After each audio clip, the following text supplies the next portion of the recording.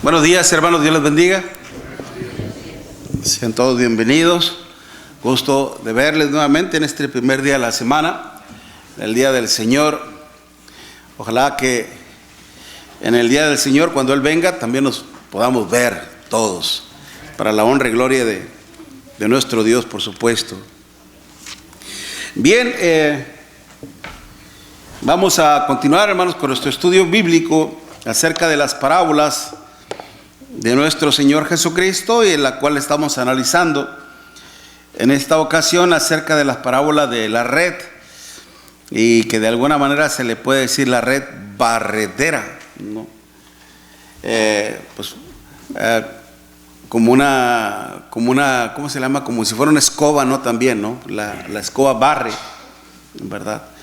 Entonces, pero la red también barre de alguna manera, porque va recopilando, va juntando también, ¿ok?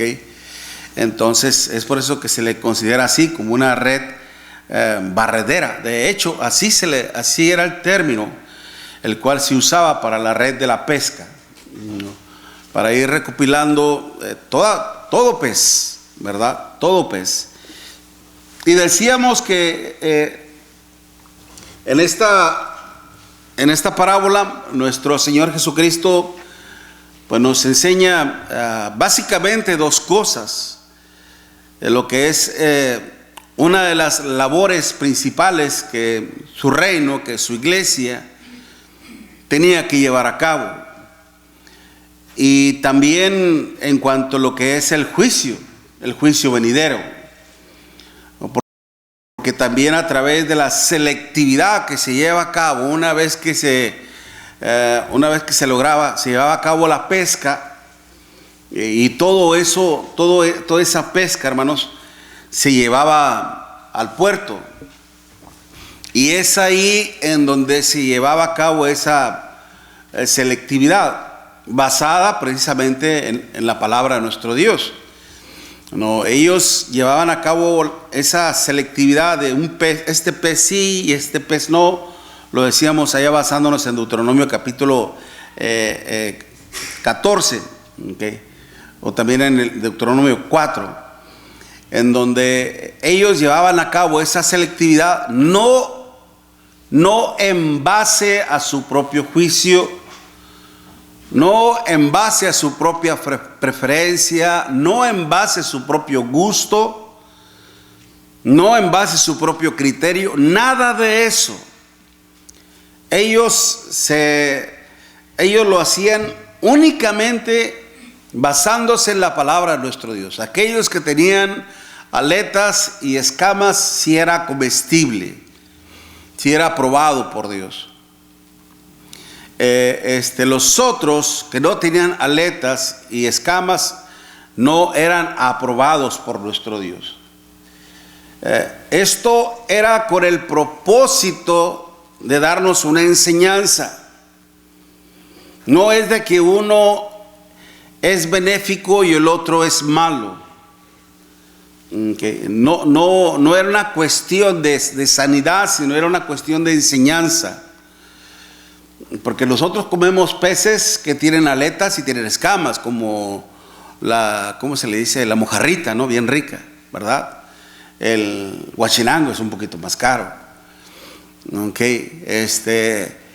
Pero tienen aletas, tienen escamas. Pero también nos hemos comido ¿cómo le llaman? El catfish. Nosotros en México le decimos el bagre o el pez gato, ¿verdad? Porque tiene esos así, ¿no? Entonces, y los probamos y no hay ningún problema, ¿verdad? De hecho, aún nuestro Señor nos dice allá en 1 Timoteo capítulo, déjeme ver, capítulo 3 o 4, déjeme ver. Vaya conmigo, 1 Timoteo. 1 Timoteo, capítulo 4. 1 Timoteo, capítulo 4, versículo 4. 1 Timoteo, capítulo 4, versículo 4. Porque todo lo que Dios crió, fíjese muy bien, porque todo lo que Dios creó es bueno y nada es de desecharse si se toma con acción ¿de qué?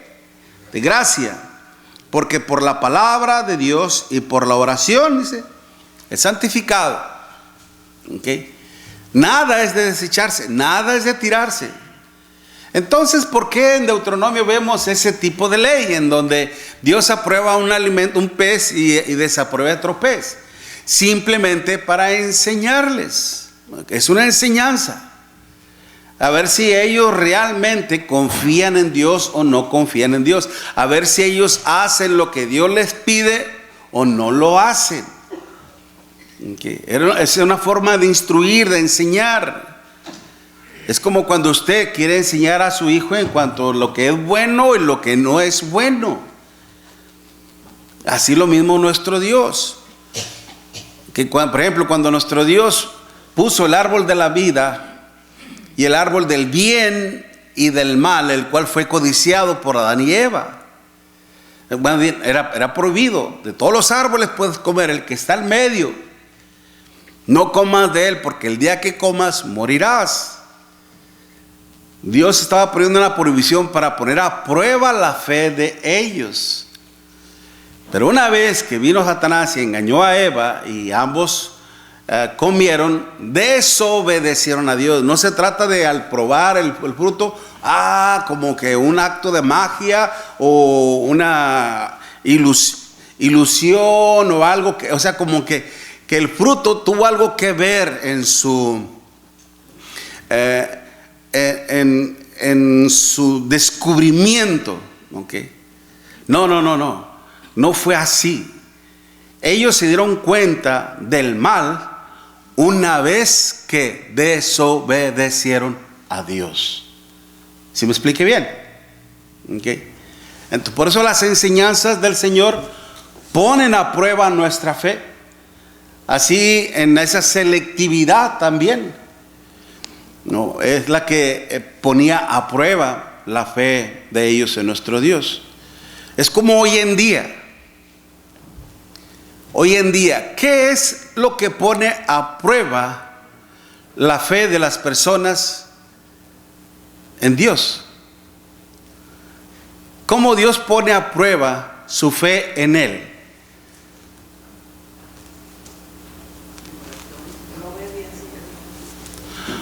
Le repito la pregunta, ¿cómo es que Dios pone a prueba la fe de ellos en Él? ¿Cómo es que Dios pone a prueba la fe del hombre, la fe que ellos tienen en Él? ¿Cómo Dios la pone a prueba? ¿Podría ser, hermano, por medio de un desastre natural? No. ¿Cómo prueba una No. no creyente que cree en Dios? ¿Esa es la pregunta? Sí, de alguna manera, porque la persona cree en la existencia de Dios. La obediencia al Evangelio. Ok. Ciertamente, para ser más específico, estás casi en el clavo, es el Evangelio.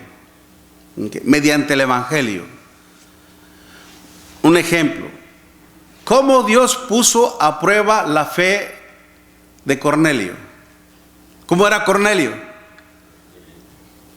¿Cómo era Cornelio? Un hombre que oraba, que daba limón al pueblo, que hacía el bien. Un hombre que temía a Dios. ¿Y cómo Dios puso a prueba su fe? ¿Qué le dijo? Mira, Cornelio, tus oraciones y tus limosnas han subido a la memoria de Dios, pero es necesario que hagas algo. Envía hombres a Jope. Haz venir a un hombre que se llama Simón, Pedro.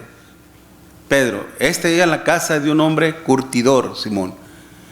Él te dirá lo que es necesario que hagas. ¿Ok? Y viene a Pedro. ¿Y qué fue lo que hizo Pedro? ¿Qué le predicó? El Evangelio. ¿Se da cuenta? El eunuco. ¿Qué pasó con el eunuco? ¿A qué había ido a Jerusalén? adorar a Dios. Pero por su deficiencia corporal, era eunuco, no se le permitía ni siquiera entrar al patio, mucho menos ofrecer una ofrenda.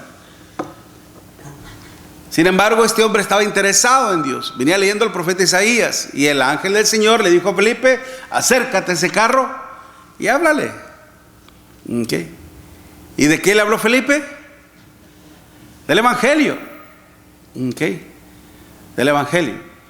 Puso a prueba la fe de este hombre mediante el Evangelio. Por eso, la iglesia, hermanos, en sí, nosotros tenemos como tarea prioritaria predicar el Evangelio. Y predicar el Evangelio a toda criatura.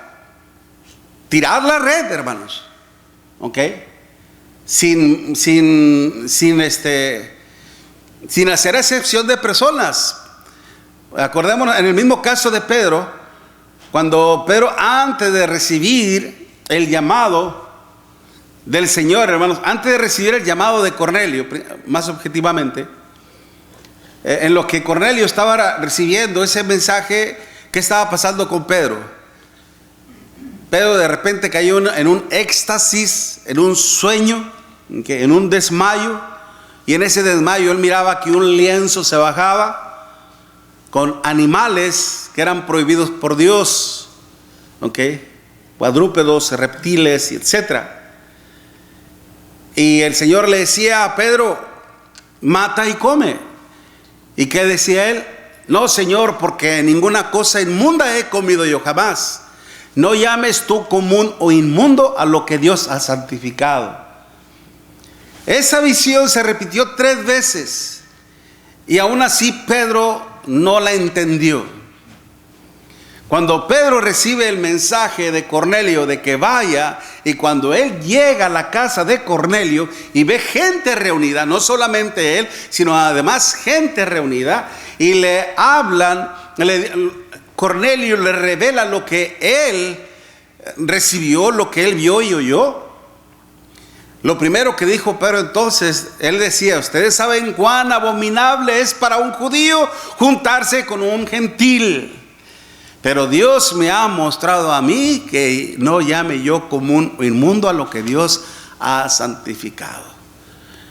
Y cuando Cornelio le revela todo, dice: ahora entiendo que Dios no hace excepción de personas, sino que Dios se agrada de todo aquel que le teme y hace, ¿qué? Justicia. ¿Okay? Por eso la iglesia de Cristo, con la mentalidad de Cristo, con la mentalidad de Dios, tirad la red, sin hacer excepciones. ¿Okay? Y tirad la red, hermanos, implica predicar el Evangelio a toda criatura. Es como tal lo demanda el Señor. ¿Okay? Precisamente esta tarea se va a llevar a cabo, se está llevando a cabo. Y esta tarea va a terminar una vez que venga nuestro Señor Jesucristo. Se va a acabar entonces. Pero recordemos que en esa selectividad, hermanos, unos peces se consideran buenos y otros se consideran malos. Porque así va a ser. Lo vemos ahí en Mateo capítulo 13, donde estamos viendo la parábola. Mateo capítulo 13, y en el versículo que habíamos dicho, del 47 al 50. Asimismo, el reino de los cielos es semejante a una red que, echada en el mar, recoge toda clase de peces.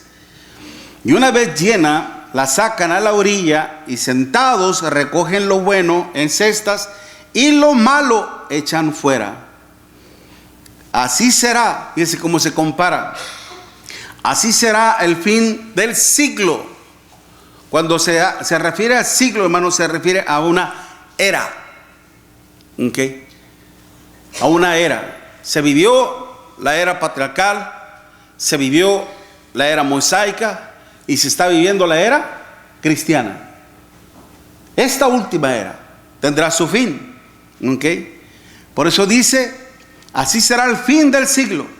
Saldrán los ángeles y apartarán a los malos de entre los justos. Y los echarán, o sea, ¿quiénes? A los malos. Y los echarán en el horno de fuego. Ahí será el lloro y el crujir de dientes. A los malos. Esa palabra malos, si no estoy equivocado, ya una vez se lo voy a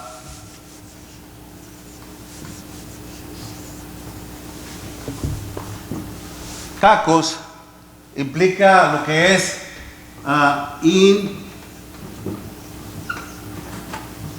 impiedad, maldad,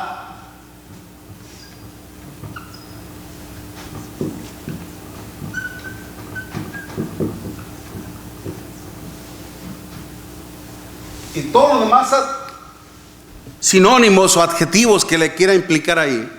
Impiedad, maldad, perversidad, inmoralidad, ¿qué más? Como lo que es depravación, ok, también. Todo el que hace lo malo, porque todo aquel que hace lo malo, dice, aborrece la luz. Okay.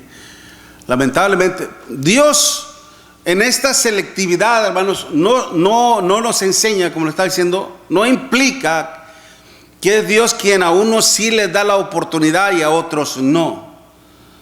No implica que Dios escoge quién sí se salva y quién no. Dios quiere que todos los hombres sean salvos y vengan al conocimiento de la verdad. Primera de Timoteo capítulo 2. Versículo 4 o 5, el cual quiere que todos los hombres sean salvos y vengan al conocimiento de la verdad. Ese es el deseo de Dios. Pero cuando el hombre está fuera de Cristo, fuera de su palabra, fuera de su evangelio, está en esa condición, en maldad. ¿Ok? En maldad.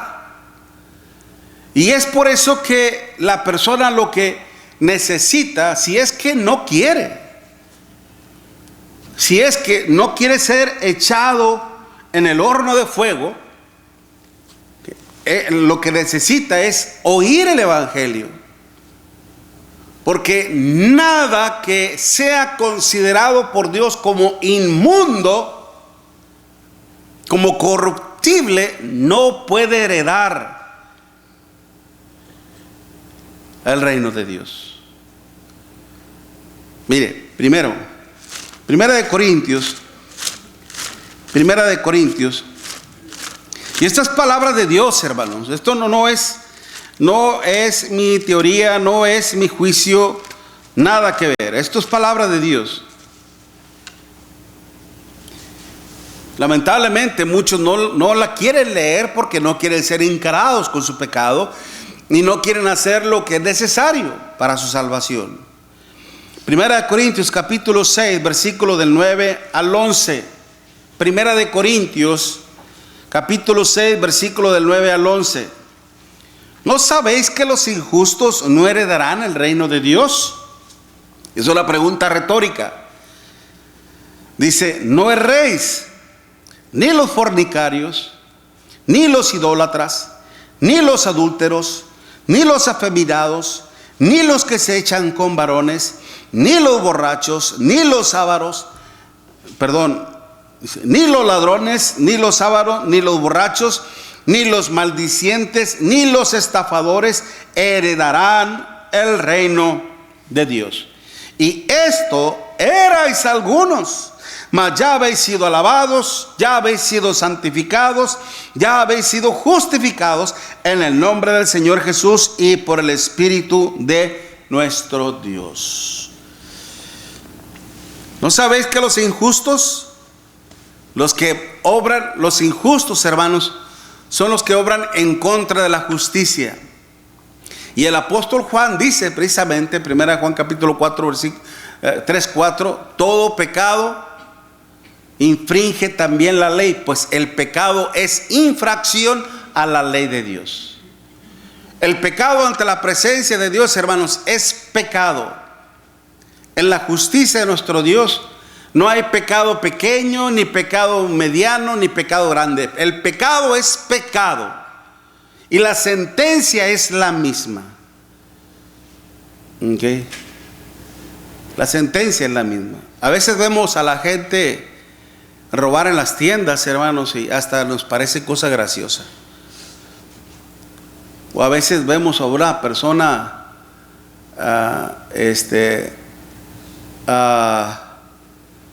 drogándose en la calle y nos parece algo gracioso porque de repente lo vamos a ver obrando muy tontamente. Mira cómo va. Okay. O una persona embriagada y hasta causa gracia. Y vemos una pareja de homosexuales y nos espantamos. Inmediatamente nos espantamos. Ciertamente son cosas que no le agradan a Dios, mucho menos a nosotros como cristianos, pero el pecado es pecado porque tiene la misma paga. Romanos 6:23. La paga del pecado tiene la misma sentencia. Tanto el que roba como el que se emborracha, como el que es homosexual. Lo estamos viendo aquí bien claramente. ¿Okay? Sin embargo, por eso, aun cuando dice fornicarios, pornea, los que están en una relación sexual ilícita, como los que las practican los jóvenes, que practican la sexualidad fuera del matrimonio. Cuando dice los adúlteros, moicos, hace referencia a un tercero en el matrimonio. Y es la palabra moicos, un adúltero, aquel que se mete en un matrimonio. ¿Levantó la mano, hermano Jorge? Sí, quería preguntarle, hermano. Sí. Sin considerarnos homofóbicos, Una vez fui con nuestro hermano Ezequiel. Él iba a predicar a unos señores que eran cocineros. Sí. Pero a lengua se miraba que eran homosexuales. Entiendo. Y pues yo iba con él a acompañarlo porque él estaba predicando a ellos. Entiendo. Y pues estaba haciendo su obra, ¿no? Pero sí le causa a uno cierto temor, ¿no? Que tiene uno que hablarles, aunque sean encararlos con su pecado. Okay. Y eso a cualquiera. Okay. Y aunque a veces a nosotros se nos considera como homofóbicos cuando ponemos el dedo en su pecado, haciéndole saber que lo que están haciendo es pecado. Y por eso ellos ya nos consideran homofóbicos, en el sentido de que sentimos repulsión hacia el mismo sexo o hacia las personas de esa preferencia, ¿no? Dios, y debo ser muy cuidadoso con esto, Dios ama al pecador y es por eso que le da la oportunidad al hombre, pero aborrece, detesta las malas obras. ¿Okay? Las malas obras. Entonces, de hecho, el principal homofóbico es la persona que se considera un homosexual, porque lo que está haciendo con su propio cuerpo es que lo está aborreciendo, diciendo, por ejemplo, yo nací en un cuerpo equivocado, ya sea un hombre o una mujer. Son ellos principalmente los que se consideran homofóbicos, porque están actuando en contra de su propia naturaleza. Pero esto yo lo decía en el sentido a lo que está diciendo Pablo aquí, o el Espíritu Santo, ¿no? Que por ejemplo, cuando dice ni los afeminados, esos se les llama, es la palabra arsenokoitai, que implica homosexuales, sexo con lo igual. El afeminado es aquel que toma el lugar de la mujer, ¿ok? Por eso dice, y los que se echan con varones. Esos, hermanos, es Malacoi. No, miento, estoy al revés. Malacoi son sodomitas afeminados, ¿okay? Y los que se echan con varones son homosexuales, sexo con lo igual. Una parte, uno funciona como mujer y el otro que le gusta la sexualidad con los hombres. Pero está todo ello implicado aquí. Ni los ladrones, ni los avaros, ni los borrachos, ni los maldicientes, ni los estafadores heredarán el reino de Dios. ¿Okay? Y ahora, ¿no tienen esperanza? Dice, y estos eras algunos. Erais, ¿qué implica? Tiempo pasado. ¿Ok? Que todas estas personas que estaban practicando ese tipo de inmoralidad, de indecencia, de pecado, hermanos, dejaron de hacerlo porque se convirtieron al Señor. Hemos visto precisamente personas que antes practicaban, en la actualidad practicaban la homosexualidad, hermanos, y se convirtieron al Señor. ¿Ok? Muchos se han convertido al Señor. Y por eso dice ahí, ya habéis sido lavados, ya habéis sido santificados, ya habéis sido justificados en el nombre del Señor Jesús. Y no se trata de decir, yo te santifico, yo te purifico en el nombre de nuestro Señor Jesucristo.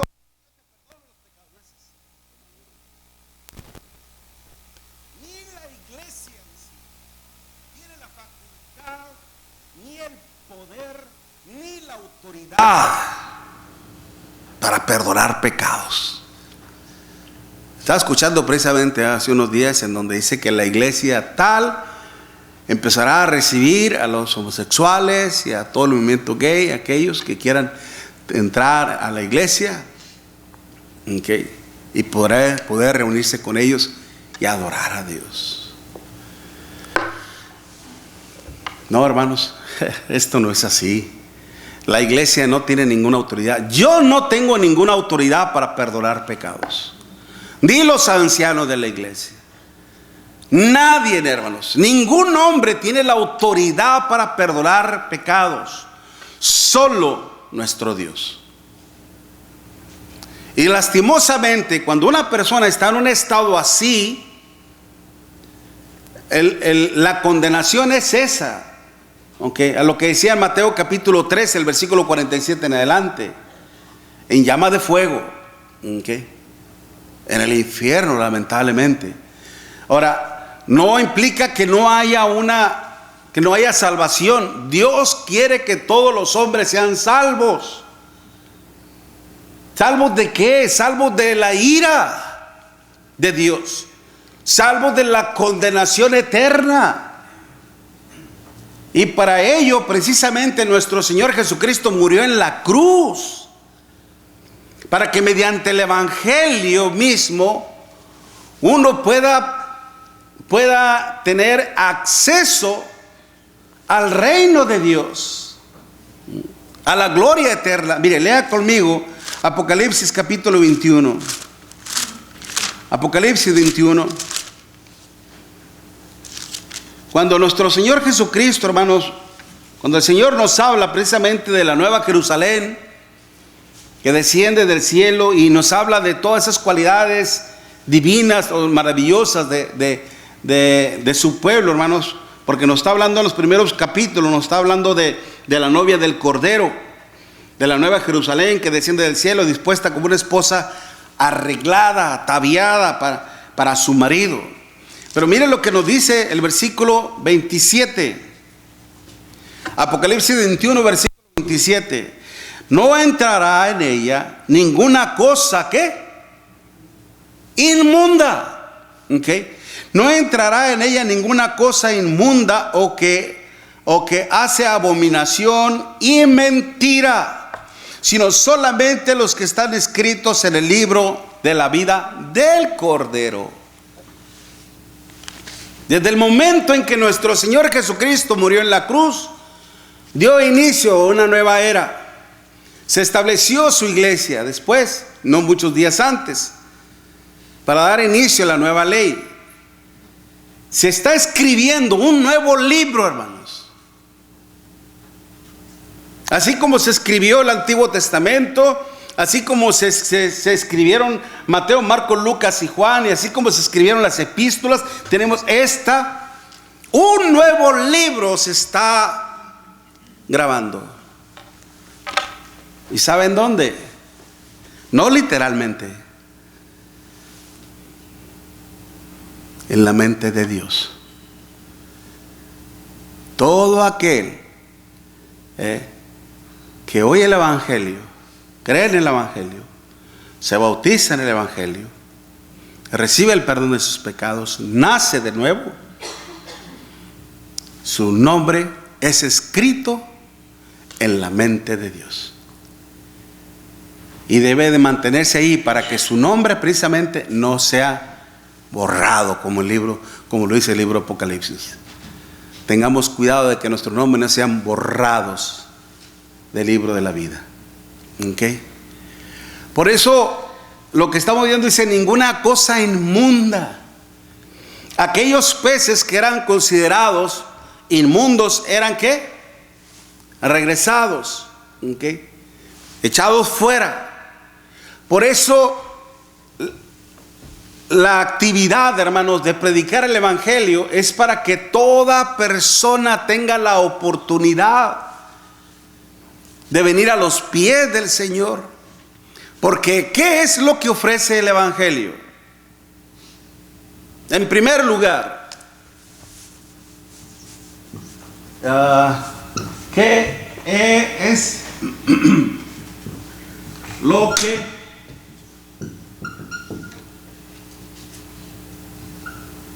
el Evangelio? ¿Qué es lo primero que ofrece? ¿Se acuerdan lo que mirábamos ahorita en 1 Corintios capítulo 6, versículo del 9 al 11? ¿Ya habéis sido qué?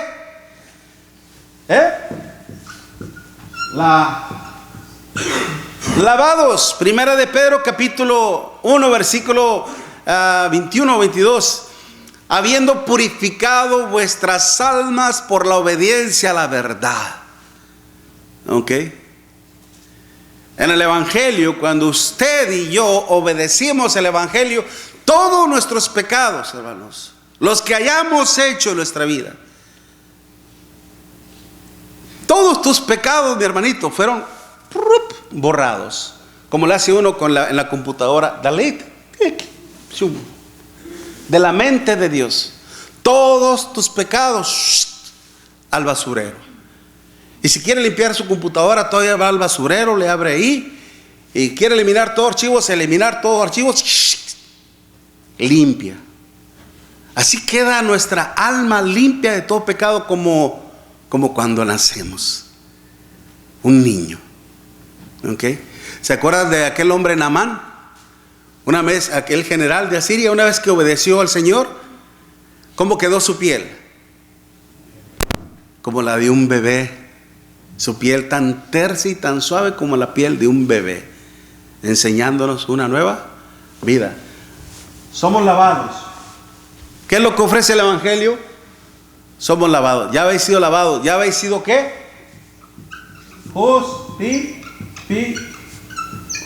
Justificados, libres, absueltos de todo pecado. No hay condenación. El miércoles, hermanos, ¿de qué estudiábamos? En Romanos capítulo 8, versículo 1. ¿Qué dice? ¿Quién se acuerda? Romanos 8, versículo 1. ¿Quién se acuerda? Tienen que venir a la escuela, hermanos, a estudiar. ¿O no les importa graduarse para el reino eterno? Tienen que echarle ganas, porque si no, ¿cómo van a obedecer a Dios si ignoran los mandamientos del Señor? Romanos 8:1, ¿qué dice? Ninguna condenación. Eso, mi hermano. ¿Para quiénes? Para los que están en Cristo Jesús. ¿Quiénes son los que están en Cristo Jesús? Los que no andan conforme a la carne, sino, amén, mi hermana, conforme al Espíritu de Dios. ¿Ok? Al ser librados de nuestros pecados, ya no hay condenación. Ya habéis sido lavados, ya habéis sido justificados. Ya habéis sido ¿qué? ¿Qué dice el otro texto?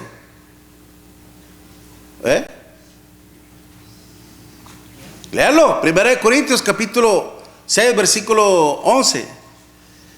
Ya habéis sido lavados, ya habéis sido justificados, ya habéis sido santificados. ¿Dice así? Santificados. Ok.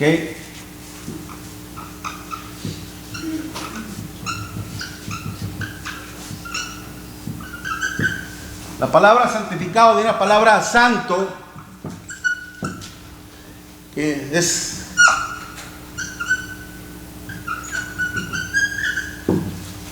hagios, es apartado para un propósito. Ya habéis sido santificados, apartado para un propósito. ¿Ok? Si usted tiene sus cuchillos bien afilados, ¿para qué es?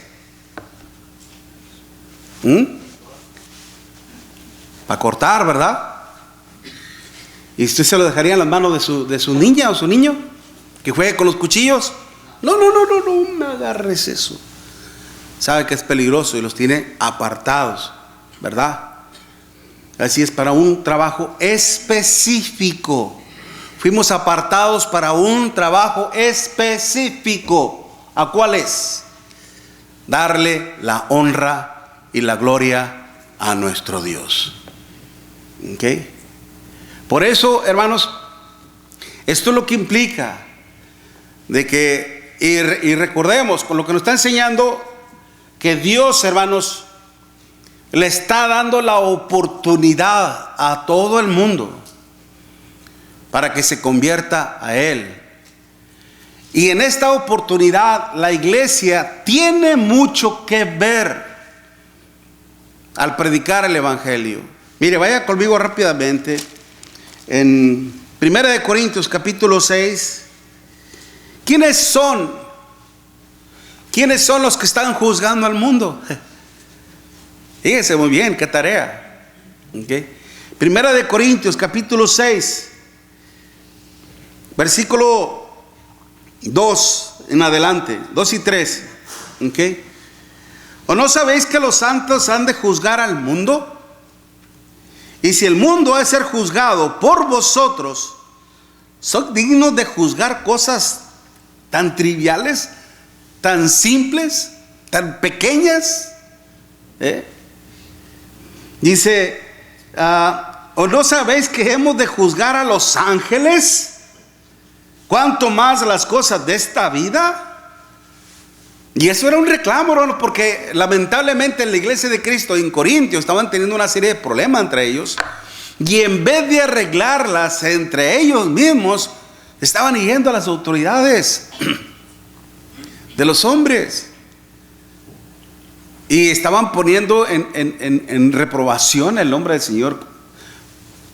¿Qué no son ustedes los que se reúnen ahí en la iglesia de Cristo? Sí.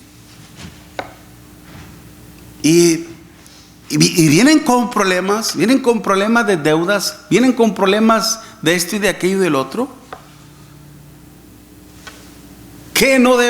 ¿Acaso que no debe de haber una diferencia entre ustedes y lo de la sociedad? ¿No se supone que debe de ser así? Qué vergüenza, ¿verdad? Es lo que está tratando Pablo. Lamentablemente es lo que está tratando Pablo aquí. Y dice precisamente, nosotros, hermanos, juzgamos al mundo, estamos juzgando al mundo. Ahora, ¿cómo? Si estamos juzgando al mundo, ¿cómo? Amén, mi hermano. A través del Evangelio, cuando usted le predica a una persona el Evangelio, y no se trata de que usted, sino que Dios a través de usted, a través del Evangelio, que es Dios quien lo está juzgando. Por eso dice, id y predicar el Evangelio.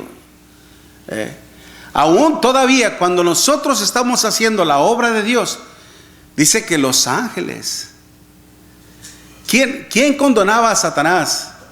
Cuando Dios le dijo a Satanás, ¿no has considerado a mi siervo Job, varón recto, justo, temeroso de Dios y apartado del mal? ¿Qué es lo que estaba pasando? ¿Quién estaba condenando al diablo?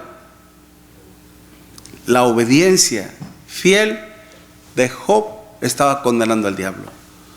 Nuestra obediencia fiel, hermanos, está condenando tanto al mundo como a los ángeles. ¿A cuáles ángeles? A los que siguieron a Satanás mismo. ¿Okay? Por eso, si nosotros nos mantenemos dentro del propósito de Dios, que seguir haciendo su obra, hermanos, nunca existirá la posibilidad de quedarnos fuera del reino. ¿Okay? Nunca existirá la posibilidad de ser echados, ¿en dónde? En el horno de fuego, en el infierno. Esto es algo muy importante que debemos de considerar, hermanos. ¿Okay? Hay que hacer la labor. Empecemos por nuestra casa, empecemos con los amigos, familia, con todo el mundo, y hacerles ver esto que se avecina, porque Dios quiere que cumplamos nuestra tarea, hermanos, en este mundo. Amén. Dios les bendiga, hermanos. Vamos a tomar un receso, un descanso, luego regresamos a la adoración a nuestro Dios. Saludamos a todos nuestros visitantes que están con nosotros. Dios les bendiga.